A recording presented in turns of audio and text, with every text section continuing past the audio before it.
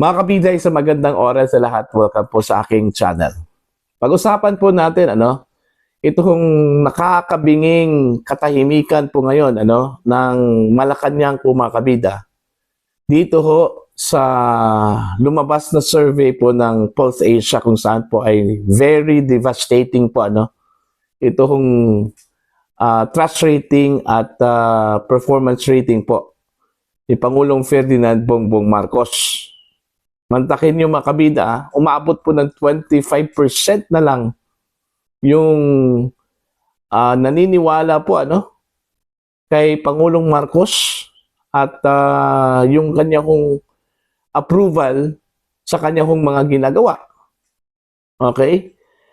Very devastating talaga ito, mga kabida. Nangyari po ito mga kabida nung buwan po ng Marso. Okay? Nang ginawa po ng Pulse Asia, itong survey. At alam nyo ba, itong buwan po ng Marso, dito ho nangyari yung pinakamalaking pagkamali po ng Malacanang, ng Marcos administration. Yung blunder na sinasabi po nila mga kabida, kung saan po ay nagkamali po sila ng desisyon na hulihin ang dating Pangulo at i-turn over po mga kabida, i-surrender po dun po sa International Criminal Court. Actually, ito ho yung turning point. Okay, kung bakit po biglang nag-alboroto ang mamamayang Pilipino mga kabida. At ito na nga ang nangyari. Okay? Bumagsak sa pinaka-lowest mga kabida ito hong trust rating at saka performance rating po ng Pangulo. In contrast, yung trust rating at performance rating po ni Vice President Sara Duterte, tumaas po, mantakin nyo, 59 yung performance rating, 61 yung trust rating po ni VP Sara Duterte. Okay? Now, anong pwedeng isagot dyan ng Malacanang?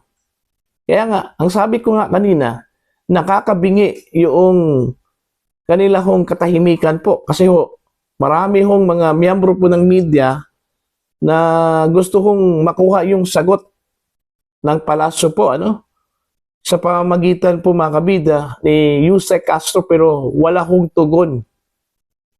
Siguro wala pa pong maisagot, Kasi po mahirap kasi itong sagutin Paano po Ginawa na po mga kabida ng gobyernong ito lahat-lahat, para lang po maganda yung kinalalabasan po ng kanila kong governance po mga kabida. Pero wala. Okay? Mas lalo kong bumagsak at nasira mga kabida itong Marcos administration. Ano kaya yung factors, Sino kaya ang nagpabagsak mga kabida ng trust rating at saka itong performance rating po ng Pangulo? Okay? I think para sa akin, personally, walang iba, kundi mismo ang Pangulo Siya mismo yung contributory po mga kabida kung bakit po bumagsak yung kanya pagtitiwala po ng taong bayan po sa kanya. Mantakin yung trust rating yung pagtitiwala po ng mamamayan po. Okay? Nasa 25% lang po. Okay? So, ibig sabihin yan, halimbawa, meron po tayong 65 million voters. Qualified voters po yan, ng buong Pilipinas. Okay, 25% of it ang naniniwala sa'yo. Alright? Samantala po, yung kay VP Sara po, 61%, more than half. So, nagkamali po mga kabida na strategy po, ito hong Marcos administration. Miscalculated po yung kanila hong mga galaw. Diba? So, I don't know kung paano po nila ito strategize po mga kabida, Kasi po, wala na I don't know kung meron po silang damage control na pwede ho nilang gawin po dito.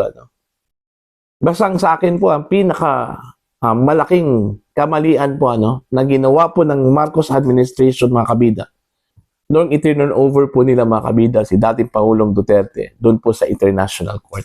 Nagwala yung mga tao nun. Okay? Dahil po doon mga kabida, yung mga nag-alangan, most likely para sa akin, yung mga nag-alangan, meaning undecided,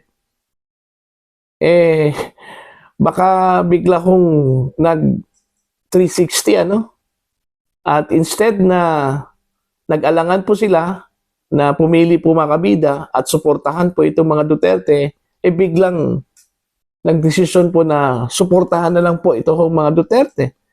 Kumbaga, parang inaapi na po no? Ang mga Duterte po dito, no? Hindi pa sapat yung kaliwat ka ng pambabatikos po sa pamilyang Duterte.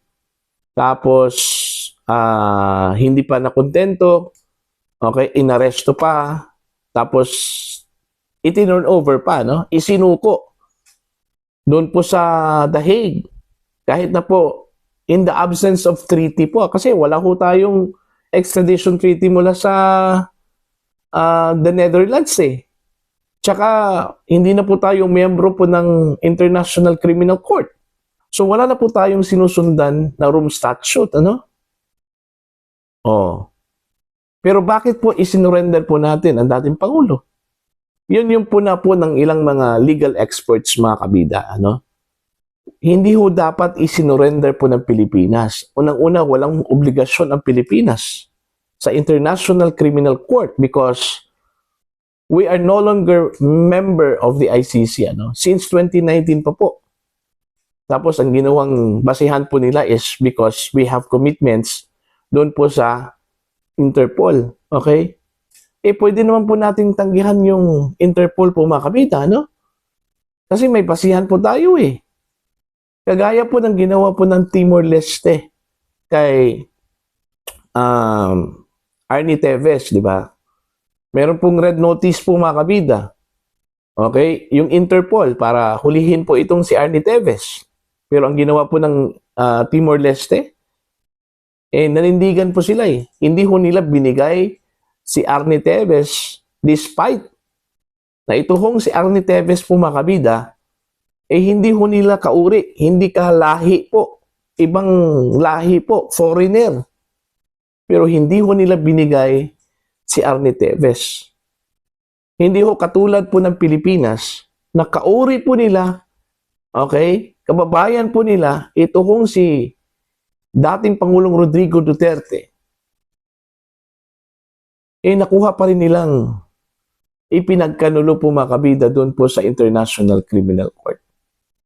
Kaya tuloy, ang perception is because of politics. Okay? Not because meron pong obligasyon ang Pilipinas sa Interpol. Pero ang katunayan po dyan, mga kabida, because of politics. Alright? So, yun.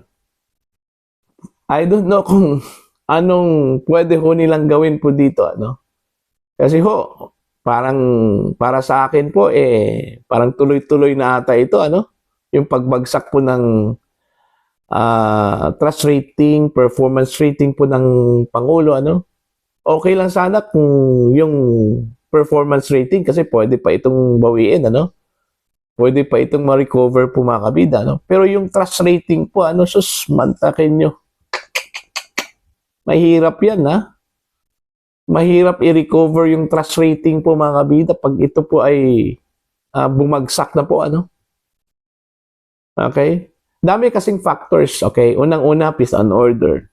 Pangalawa po mga kabida, ito kung hindi ho malinaw na decision po ng Pangulo, yung action po ng Pangulo, kasi ang perception kasi, parang hindi na po ang Pangulong nagdi-decision po no? Tapos, meron pa pong tagapagsalita ang Pangulo po, na kahit ano-ano na lang ang sinasabi po sa media. Okay? Ginawa na lang katatawanan po, Okay? Tapos, pagtanungin, always Duterte yung kanya hong topic. Para bang walang araw po na mag-press briefing yung Malacanang po mga kabida na wala hong Duterte na topic.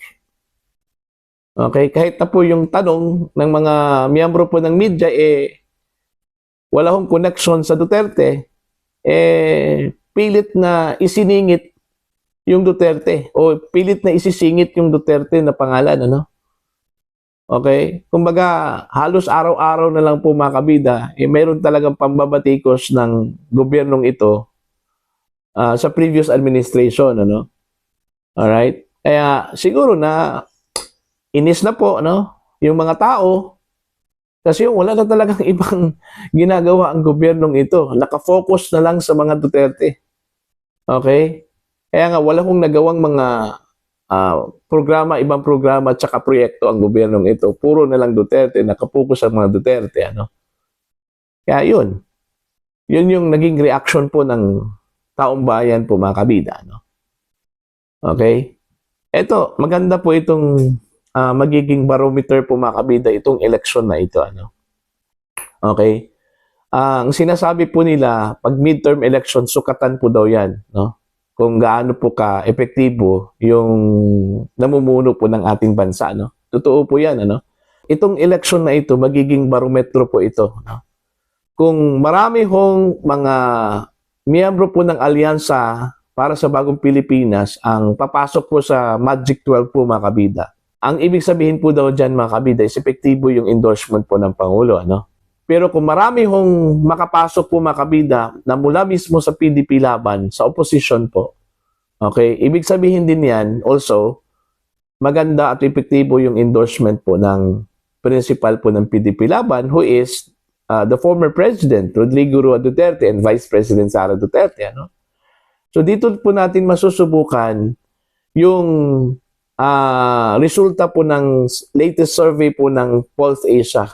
Kung ito pong latest survey na bumagsak yung trust rating at performance rating po ng Pangulo at tumaas po yung trust rating and performance rating ni Vice President Sara Duterte, matranslate ba ito into actual numbers, mga kabida, doon po sa mga kandidato, both parties, ano? Alyansa para sa Bagong Pilipinas at ito pong PDP laban. Okay? So dito po natin masusubukan po mga kabida yung translation po ng Pulse Asia survey po, ano? Ito kong latest na survey ng Pulse Asia. Okay? So, para po sa inyo, ano po ang inyong komento at opinion po tungkol po dito mga kabida? Yung nakakabinging katahimikan po, ano? Ng palasyo po ng Malacanang bilang tugon po o sagot mga kabida dito ho sa bumagsak, devastating po na trust rating and performance rating po, ano? Ni Pangulong Ferdinand Bongbong Marcos. You can comment down sa mga hindi pa po subscriber sa akin channel. Please subscribe. Just click the subscribe button, click the notification bell, click all para updated po kayo sa aking mga uploads. Maraming salamat po sa inyong lahat mga kabida.